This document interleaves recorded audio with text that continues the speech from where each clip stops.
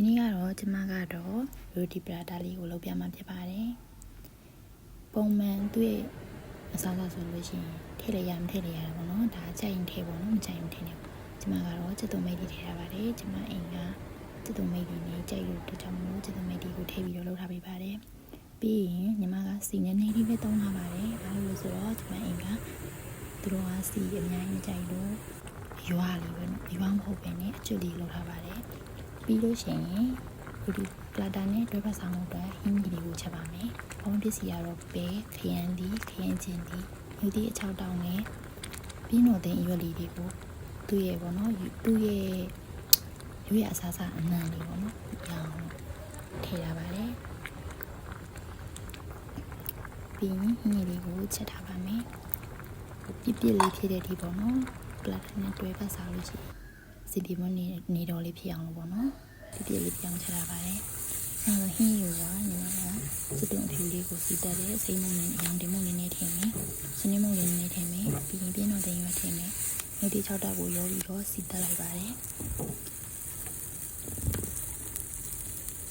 ပြီးရင်တင်ပြီးတော့ခင်းကျင်ပြီးအာလူခရမ်းပြီးဒါတွေကိုရောပြီးတော့တမအောင်နှိပ်ယူပါမယ်ဒီဘော်ဒီတမလုံးနှောက်ရတဲ့အချိန်မှာရေကိုညှော့အောင်ထည့်ပါမယ်ဒီရွက်လေးကိုရေပြီးတဲ့အခါမှာပြီးတဲ့အခါကျလို့ရှိရင်စီရန်တင်ပြုတ်ထားတဲ့ပဲလေးတွေကိုထည့်ပါမယ်ပဲလေးတွေထည့်ပြီးတော့တမအောင်မှုပြီးတော့ရေလေးပေါ့နော်ကိုလိုအပ်သလောက်ထည့်ပြီးတော့တည်ထားပါမယ်ဟင်းကြီးပြစ်လာတဲ့ဒီကိုတည်ပြီးမှဖြစ်ပါတယ်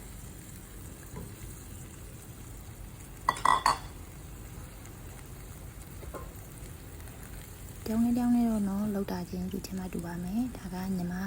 တက်သလိုအဆင်ပြေသလိုလောက်ထားတာဖြစ်ပါတယ်ဟင်းရင်လည်းရပြီအားလုံးပလက်တာလည်းအဆင်သင့်ဖြစ်ပြီဆိုတော့စားလို့ရတဲ့အနေအထားကိုရောက်ပါပြီဒါမှဆုံးညီမရဲ့တတိမအတွက်နှစ်ခုကိုအရင်လုပ်ပြီးတော့ပြင်ဆင်ပေးပါတယ်သူလည်းအရင်ကြိုက်ပါတယ်ကျေးဇူးတင်ပါတယ်ဗီဒီယိုလေးဆုံးဖြတ်ကြည့်ပြီးတဲ့အတွက်ဒီနေ့ကတော့ကျမကတော့ရိုတီပရာတာလေးကိုလုပ်ပြမှာဖြစ်ပါတယ်ပုံမှန်သူ့ရဲ့အစားအစာဆိုလို့ရှိရင်ထည့်လိုက်ရမထည့်လိုက်ရတာပေါ့နော်ဒါကြိုက်ရင်ထည့်ပေါ့နော်မကြိုက်ရင်ထည့်နေကျမကတော့ချက်သွန်မိတ်တွေထည့်ထားပါတယ်ကျမအိမ်ကချက်သွန်မိတ်တွေနဲ့ကြိုက်လို့တခြားမလို့ချက်သွန်မိတ်တွေကိုထည့်ပြီးတော့လုပ်ထားပေးပါတယ်ပြီးရင်ညီမကစီနဲ့နေလေးပဲသုံးထားပါတယ်ဘာလို့လဲဆိုတော့ကျမအိမ်ကသူတို့ကစီအများကြီးမကြိုက်လို့ရွာလေးပဲနော်ရွာမဟုတ်ပဲနဲ့အကျွတ်လေးလုပ်ထားပါ